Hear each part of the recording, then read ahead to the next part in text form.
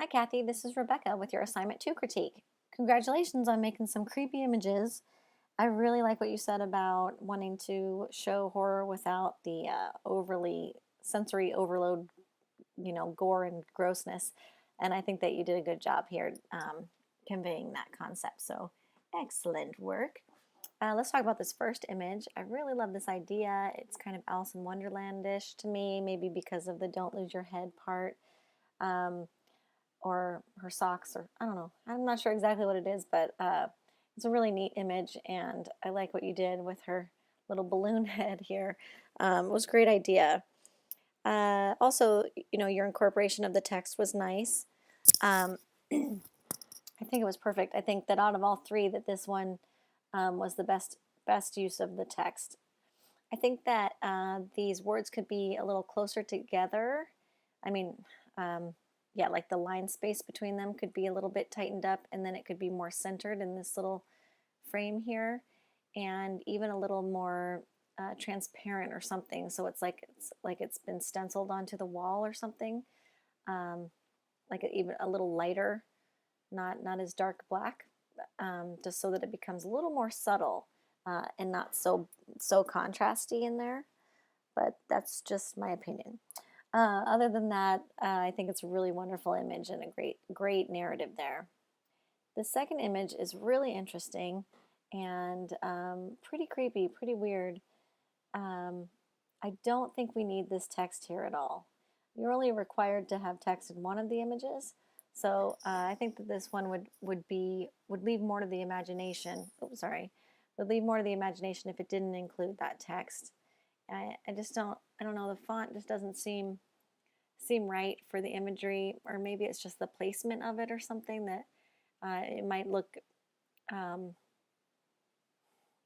it might read differently if it was all horizontal text across the top of the image, like in the sky there or something. I don't know. I don't know. I think overall it just doesn't need it. The image is so strong on its own.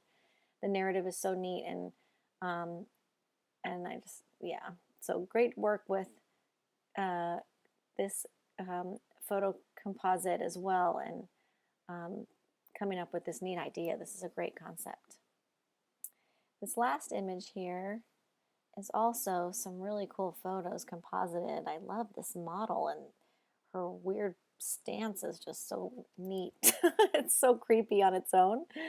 She's so skinny and lanky, you can't tell if she's like a witch or what, but she's really cool.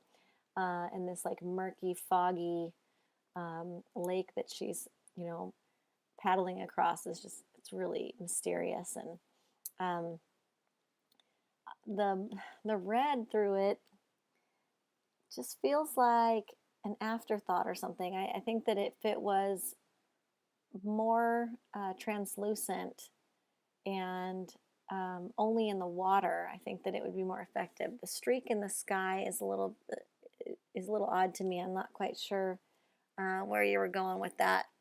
And I also don't think that this one needs any text at all either. I think that the image is so strong on its own that it'll leave more to the imagination without having the text.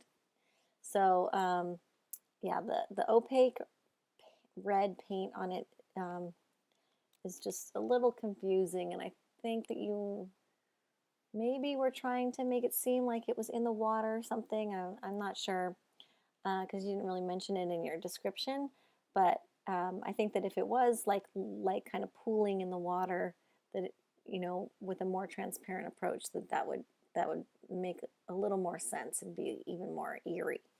But other than that, these were great ideas. I would like to see this laid out vertically with a vertical 11 by 17 canvas, and then these three images stacked on top of each other.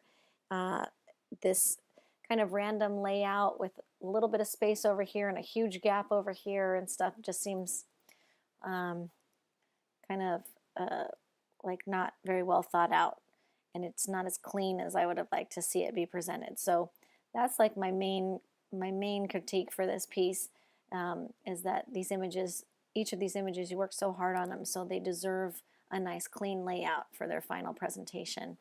Other than that, keep experimenting. You're doing a great job. Keep up the great ideas. Keep up the great work.